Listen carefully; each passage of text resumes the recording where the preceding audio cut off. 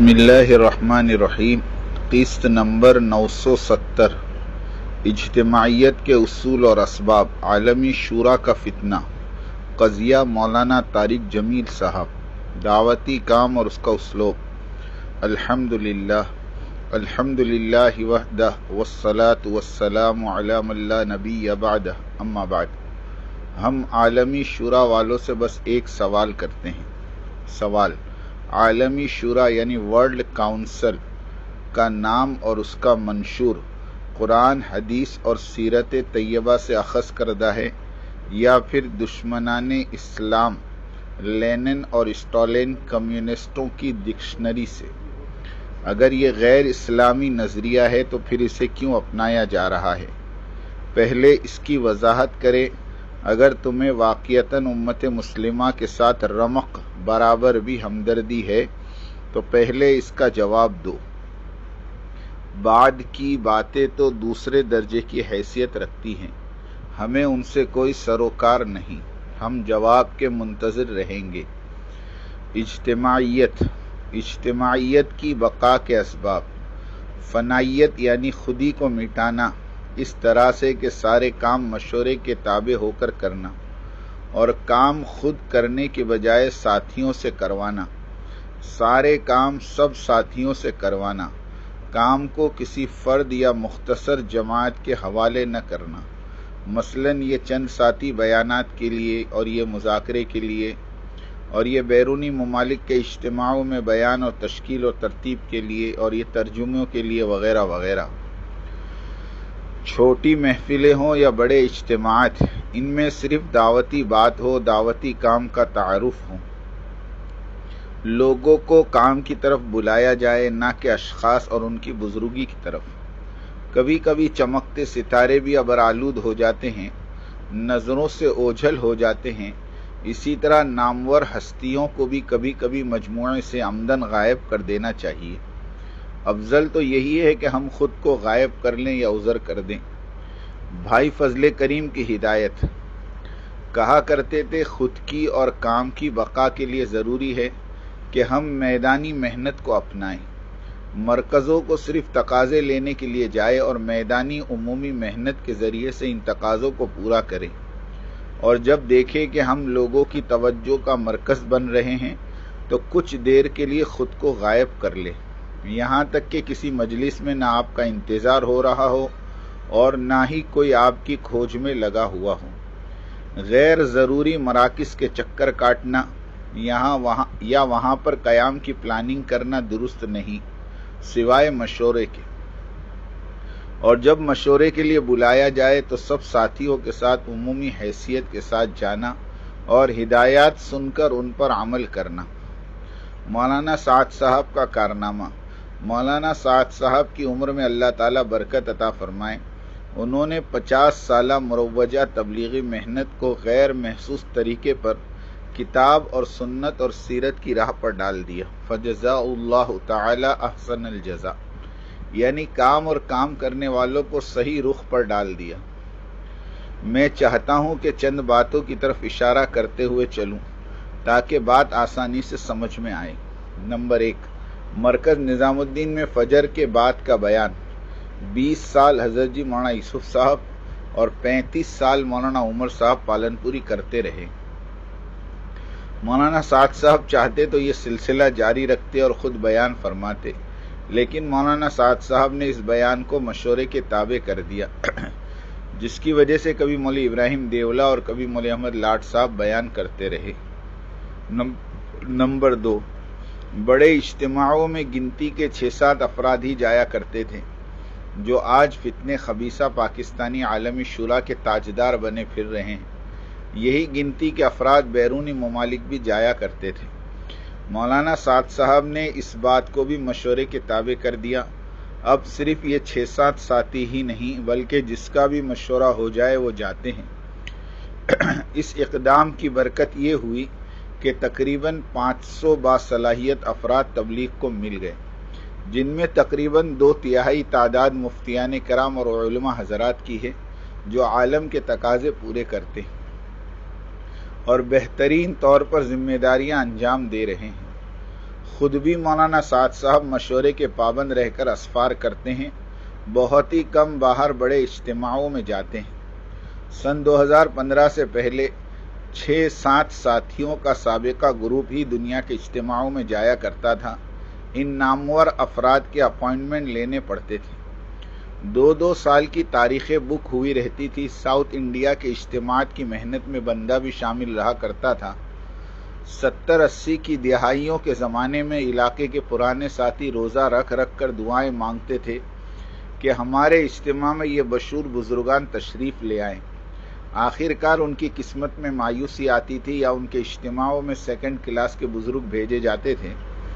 مولانا سعد صاحب نے سارے کام کو روزانہ کے مشورے کے تابع کر دیا کہ یعنی یوم جدید رزق جدید کے مانند ہر روز نیا دن اور ہر روز نیا مشورہ۔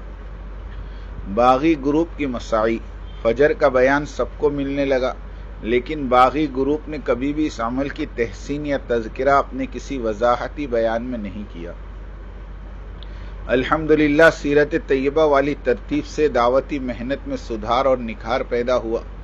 مخلصین تو دعائیں دے رہے ہیں، لیکن مفسدین اور اغراض پسندوں کی راتوں کی نیند اور دن کا سکون ختم ہو گیا۔ اغراض پسند تصور بھی نہیں کر سکتے تھے کہ اتنا عظیم انقلاب برپا ہو جائے گا۔ اس لیے مفاد پرست عالمی شورا والے دنیا تمام کے سامنے چلا چلا کر شور مچا رہے ہیں کہ کام اس طرز پر نہیں رہا جس طرز پر بڑے چھوڑ کر گئے تھے۔ ہاں، طرز ضرور بدلا ہے۔ دعوتی کام پہلے چند نفوس کے ہاتھ میں تھا، اب ان کے ہاتھ سے چھین کر مرکز نظام الدین کے عمومی مشورے والوں کے حوالے کر دیا گیا، یعنی دعوتی کام کو چند نفوس کی مروجہ ترتیب سے نکال کر بحمدللہ نقوش سیرت صحابہ کی طرف موڑ دیا گیا، جس کی وجہ سے ارباب کی طرف کم اور اللہ رب العالمین کی طرف زیادہ بلایا جاتا ہے۔ یہ عین سنت نبوی ہے کہ امیر اور ذمہ داران خود مرکز میں بیٹھ کر آنے والوں کی تربیت کرتے رہنا اور دنیا بھر میں تقاضوں کو چلانے کے لیے اپنی تربیت یافتہ ساتھیوں کو بھیجنا۔ حضرت محمد صلی اللہ علیہ وسلم اور حضرات خلفائے کرام رضی اللہ عنہم کے اسفار باہر کی دنیا میں بہت کم تھے، لیکن صحابہ ہر جگہ بھیجے جاتے تھے۔ یہ طریقہ عین سنت اور سیرت سے وابستہ ہے۔ کسی ملک میں بار بار جانا، دعوت کا میدان سارا عالم انس و جان رہا ہے اور ہمارے بڑوں نے دونوں طبقوں کے اجتماعی تقاضے سنبھالتے آئے ہیں۔ کسی فرد یا افراد کا مخصوص ملک میں بار بار جانا ترتیب دعوت کے منافی ہے۔ پہلی دفعہ کسی ملک میں جانا واقعی درست ہے اور 100% تبلیغ ہے۔ دوسری مرتبہ جانے میں تبلیغ کم اور تعلیم زیادہ ہے، اور تیسری مرتبہ جانے میں تزکیہ ہے، یعنی آئیے اب بیعت کیجئے، یہ حضرات کو تو آپ سب جانتے ہیں، بڑے بزرگ ہیں، اور ہو سکے تو ہدایہ اور نذرانوں سے بھی دریغ نہ کیجیے، اور اگر حضرت کا مدرسہ ہے تو چندے کے لیے ضرور یاد کیجیے۔ ہم بے تکلفی سے ہمارے بزرگ حافظ پٹیل صاحب سے بھی عرض کرتے تھے کہ حضرت کینیڈا، ٹرینیڈاڈ، پناما، بارباڈوز ہی سارا عالم نہیں ہے، مشرقی یورپ میں بھی تشریف لے جائیے۔ ہنس کر فرماتے تھے کہ انشاءاللہ۔ لیکن ہمارے ڈیوزبری مرکز کی شورا کے ایک بزرگ حافظ شریف صاحب رحمۃ اللہ علیہ فرماتے تھے، مولوی آپ بڑے بھولے بھالے، مشرقی یورپ میں کچھ گجراتی خاندانوں کو بسا دیجیے، حافظ جی خود بخود جانا شروع کر دیں گے۔ حافظ پٹیل صاحب ہنس کر دعائیں دیتے تھے۔ تنبیہ: ہماری یہی صاف گوئی اور حق کلامی ہمیں تنہا کر گئی، اس لیے کہ یہ دنیا چاپلوسی کرنے والوں کی ہے۔ مدارس ہوں کہ مراکز ہوں کہ خانقاہیں کہ مساجد، ہر جگہ کا یہی رواج ہے۔ چاپلوسی کرو تو مرحبا، حقانیت برتو گے تو گمنام کر دیے جاؤ گے۔ الحمدللہ ہم جیسے خانہ بدوش لوگوں کو مراکز کی فضا راس نہیں آئی، اس لیے کہ ہم سچ بولتے ہیں اور سیاسی بیان کو ہم مداہنت سے تعبیر کرتے ہیں۔ سوال یہ پیدا ہوتا ہے کہ حضرت جی انعام الحسن صاحب رحمۃ اللہ علیہ کے وقت میں اس طرح کا طرز دعوت کیوں اختیار نہیں کیا گیا؟ اس کا جواب سیدھا سادہ ہے کہ چاروں خلفائے راشدین کی سیرت اور ان کے ادوار کا جائزہ لے لیجئے، اس میں آپ کو جواب مل جائے گا۔ خلیفہ اول کے دور میں ہجرت اور نصرت اور قربانی زوروں پر تھی، جس کی وجہ سے عمومی دعوت پورے طور پر وجود میں آ چکی تھی۔ خلیفہ دوم کے وقت دعوتی کام خوب پھیلا، خوب تربیت ہوتی رہی، ساتھیوں کی نگرانی بھی خوب کی جاتی تھی۔ خلیفہ سوم کے دور میں خوب فتوحات ہوئی، اظہار نصرت الہی کا زمانہ تھا، دینی دعوت جنگل کی آگ کی طرح پھیلی۔ اور خلیفہ چہارم کے دور میں فیصلہ قدرت، کاٹ چھاٹ کا زمانہ تھا، فتنے باز بڑی حد تک دعوتی نظام پر چھائے ہوئے تھے، مخلصین اور مفسدین میں فرق کرنا مشکل ہو گیا تھا۔ اللہ نے ایسے حالات پیدا فرمائے کہ اغراض پسندوں کو مخلصین سے الگ ہونا پڑا۔ مخلصین اسی پرانے طرز پر مرکز نظام الدین کو پکڑے ہوئے رہیں گے اور اغراض پسند وہاں سے فرار اختیار کر چکے ہوں گے۔ اغراض والے تھوڑی دن اپنی خوب کرامات دکھائیں گے اور پھر مخلصین کی دعاؤں اور آہوں سے باغیوں کو ہدایت ملے گی یا پھر وہ لوگ نیست و نابود کر دیے جائیں گے۔ خوارج اور معتزلہ ایسے ہی لوگ تھے کہ ان کا اثر و رسوخ اور علمی دبدبہ آسمان کو چھوتا تھا۔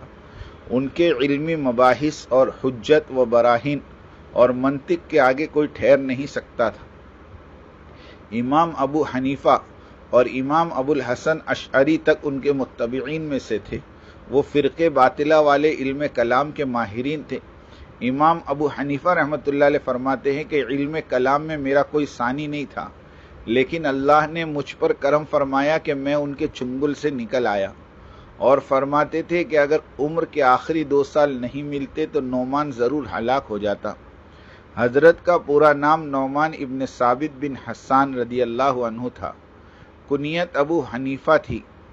حضرت کی ساری زندگی انہی بدعقیدہ لوگوں سے بحث و مباحثے اور تکرار میں گزری۔ آخری 2 سال پرامن گزرے، جس کی طرف اشارہ کرتے ہوئے فرمایا، مگر اسی علم کلام کو صحیح راستے پر استعمال کر کے امت کے عقائد درست فرماتے رہے۔ حضرت کے شاگردوں نے حضرت امام ابو حنیفہ رحمۃ اللہ علیہ کے ایمان افروز مباحث کو جمع کر کے کتاب فقہ اکبر کی عقیدے کی کتاب لکھ ڈالی، بحوالہ کتاب تدوین الفقہ فخر العلماء سید مناظر احسن گیلانی۔ یہی حال ہمارے دور کے باغیوں اور اغراض پسندوں کا ہونے والا ہے، اس لیے کہ تاریخ ہر دور میں دہرائی جاتی رہی ہے اور دہرائی جاتی جائے گی۔ مرکز مدینہ سے کوفہ منتقل ہوا، ادوار ثلاثہ تک مرکز اسلامی مدینہ منورہ ہی تھا۔ چوتھے خلیفہ حضرت علی رضی اللہ عنہ کے وقت ایسے حالات پیدا کر دیے گئے کہ نہ چاہتے ہوئے بھی امیر المومنین حضرت علی رضی اللہ عنہ کو مرکز اور مدینے سے کوفہ منتقل کرنا پڑا۔ معتزلہ اور خوارج کی سنتیں۔ معتزلہ اور خوارج کی یہی سرگرمی رہی تھی کہ جب تک مرکز اور مرکزیت مدینہ منورہ میں رہے گی، ہماری اغراض اور ہمارے مفادات کبھی بھی پورے نہیں ہونے کے۔ اس لیے مرکز اور مرکزیت کو کہیں دور لے چلے جہاں ہمارا اپنا ہی نظام اور اپنی ہی حکمرانی چل سکے۔ ہر مفاد پرست فرقوں کا یہی طریقہ رہا ہے، مگر ہر فرقے باطلہ اپنی حسرتوں ہی کو لے کر دفن ہو گیا، کامیاب نہ ہو پایا۔ یہ حسرت رہ گئی، کس کس مزے سے زندگی کٹتی اگر ہوتا چمن اپنا، گل اپنا، باغباں اپنا۔ فتنہ خبیثہ پاکستانی عالمی شورا نے بھی مرکز اور مرکزیت کا مقام بدلوں کی ذہنیت خوارج اور معتزلہ سے سیکھی اور ان کے نقش قدم پر چلنے کی پوری کوشش کی تاکہ مرکز نظام الدین کی مرکزیت کو برباد کر سکے اور کسی اور جگہ پر نیا مرکز آباد کر سکے۔ کوفیوں اور خارجیوں کی اقتدا کرتے ہوئے مولانا دیولہ اور احمد لاٹ صاحبان اور ان کے ہمنواؤں نے نظام الدین مرکز کو منہدم اور تباہ و تاراج کرنے میں کوئی کسر باقی نہیں رکھی۔ حضرت مولانا ابراہیم صاحب دیولہ دامت و برکاتہم نے اپنے خداداد علم اور گویائی کے ذریعے اس کار خیر میں اپنے شایان شان حصہ ڈالا اور بار بار بیانوں میں فرمایا کہ مرکز اصل نہیں، کام اصل ہے۔ لہذا نظام الدین کے خاتمے پر کسی تبلیغ والے کو رنجیدہ ہونے کی کوئی ضرورت نہیں، مرکز بنتے بھی ہے، اجڑتے بھی ہیں۔ کل موقع ملے تو مولانا ابراہیم صاحب دیولہ یہ کہنے سے بھی دریغ نہیں کریں گے کہ مسجد اصل نہیں، نماز اصل ہے۔ لہذا مسجد بھی اگر منہدم کرنی پڑے تو کوئی حرج نہیں، اس پر کسی کو رنج و غم کرنے کی کوئی ضرورت نہیں، اس لیے کہ نماز اصل ہے، مسجد اصل نہیں۔ کہتے ہیں کہ مرکز نظام الدین کو حرمین شریفین اور مسجد اقصی پر فضیلت دے دی۔ حضرات اشاعرہ و ماتریدیہ رحمہم اللہ بھی کہا کرتے تھے کہ سمرقند اور بخارا دین اسلام کی شان و شوکت ہے، علم اور معرفت کا گہوارہ ہے۔ یہ کہنے والے معمولی لوگ نہیں تھے، یہ تو ائمہ عقائد اور شریعت احناف تھے۔ اے عالمی شورا والو، اب ماتریدی اور اشعری پر بھی تم بکواس کر کے دکھلاؤ کہ انہوں نے مکہ اور مدینہ اور مسجد اقصی پر بخارا اور سمرقند کو فضیلت دی۔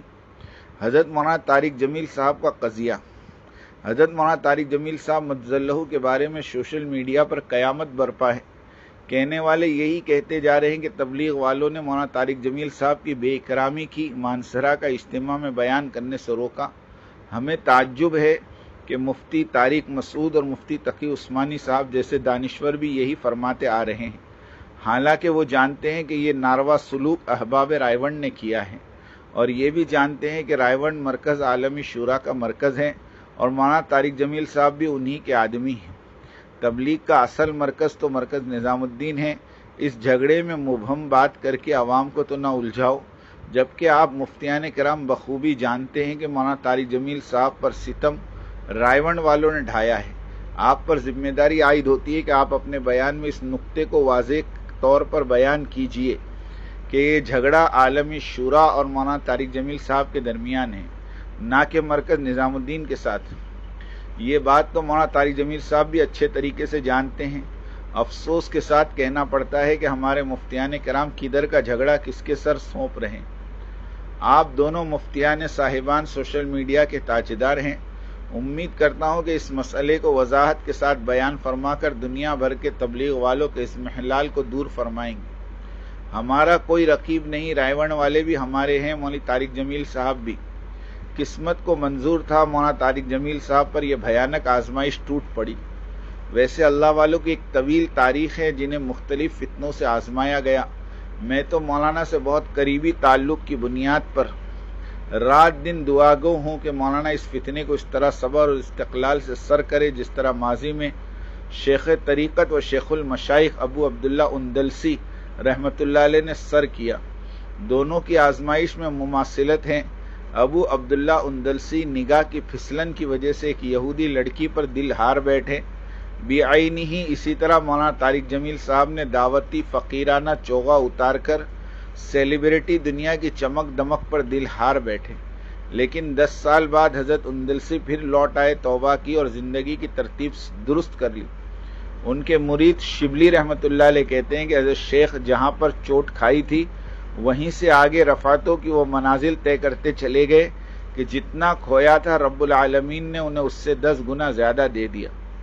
اللہ کرے میرے عزیزم مولانا طارق جمیل کو بھی وہی عنایات ربانی عطا ہو۔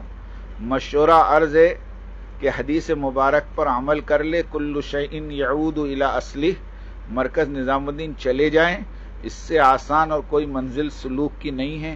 اللہ تعالی ہم تمام کی اصلاح فرمائیں اور انسانیت کی عمومی ہدایت کے فیصلے فرمائیں۔ آمین آمین آمین، وآخر دعوانا ان الحمدللہ۔